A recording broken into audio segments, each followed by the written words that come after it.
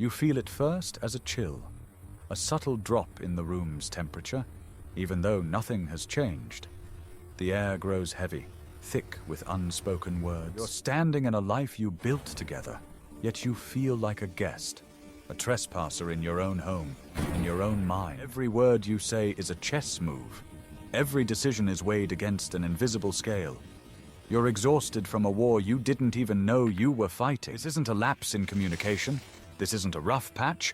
This is architecture, a carefully designed psychological prison, and you are its sole occupant. Welcome to the world of subtle manipulation.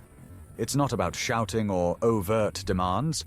It's a silent, elegant art of control, and the modern woman has refined it into a masterpiece of psychological warfare. We're not talking about evil geniuses. We're talking about a deep, often subconscious understanding of human emotion and how to leverage it. How to make you the willing architect of your own cage. Today, we pull back the curtain. We expose the 7 subtle tactics that will be used to control you. This is not about blame. This is about awareness. It's about taking back the key. Tactic number 1, the emotional thermostat. She has the unilateral power to set the emotional temperature of your home, your relationship, and your mind.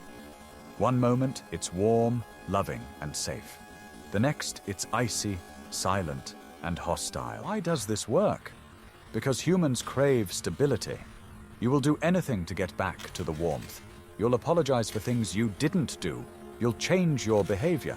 You'll walk on eggshells. She controls the climate, and in doing so, she controls you.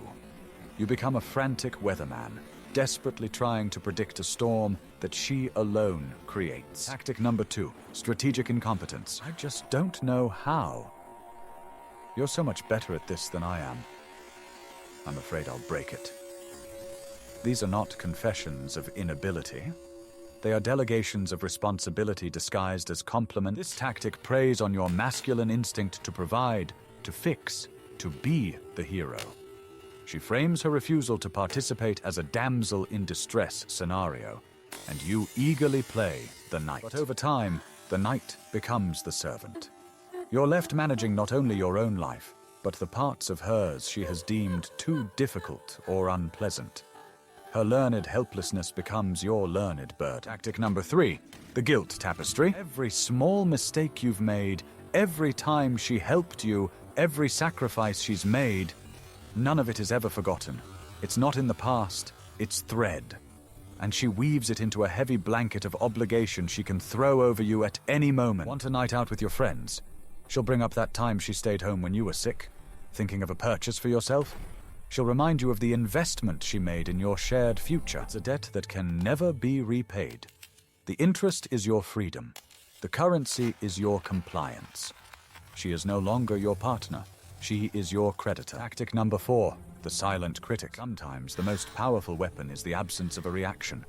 The cold shoulder, the pointed sigh, the look of quiet, soul-crushing disappointment. This is more effective than yelling. A scream gives you something to fight against. Silence gives you nothing.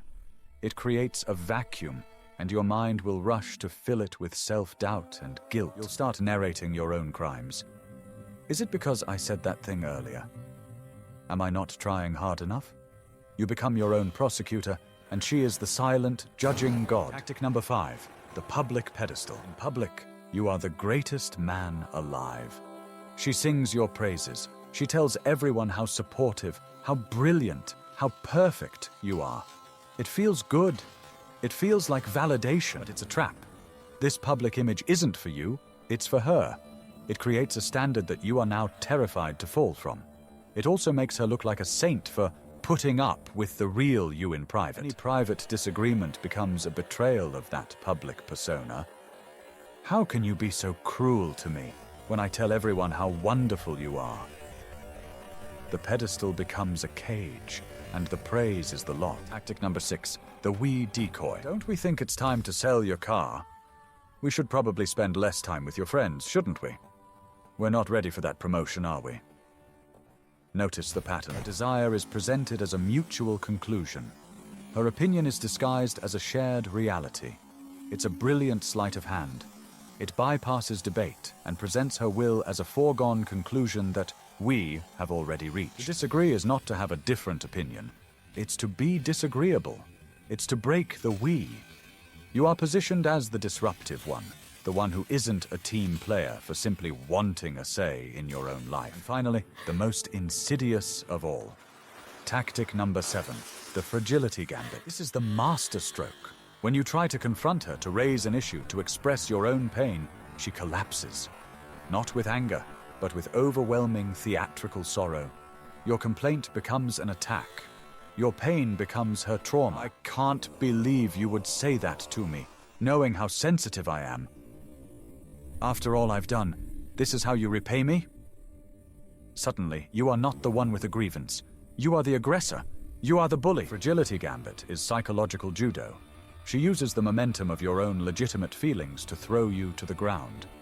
You come seeking resolution and leave apologizing, comforting the very person who caused your pain. So there you are, trapped, walking on eggshells to manage her mood, burdened with her responsibilities, weighed down by guilt, silenced by her disappointment, caged by her praise, erased by we, and villainized for your own pain. It sounds hopeless. It feels hopeless. But here is the truth. These tactics only work in the dark. They thrive on subtlety, on your confusion, on your unwillingness to see them for what they are. Awareness is the light. Naming the tactic is the key. When she adjusts the emotional thermostat, you don't play the game. You say, I notice the atmosphere has become very tense. Is there something you'd like to discuss directly? When she employs strategic incompetence, you don't rescue her. You empower her. I trust you can figure it out. Let me know if you get stuck. You hand the responsibility back. When she wraps you in the guilt tapestry, you refuse to wear it. I've apologized for my past mistakes. I will not be made to pay for them indefinitely. You cut the thread. This is not about fighting her. This is about defining yourself. It's about building a frame around your own mind so strong that her manipulations can no longer find a foothold. Some women will react with anger. Some will escalate. But some might actually be forced into a moment of true self-reflection.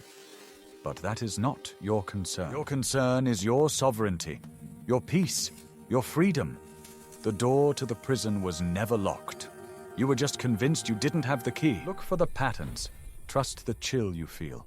And know that the most powerful response to a subtle game is to stop playing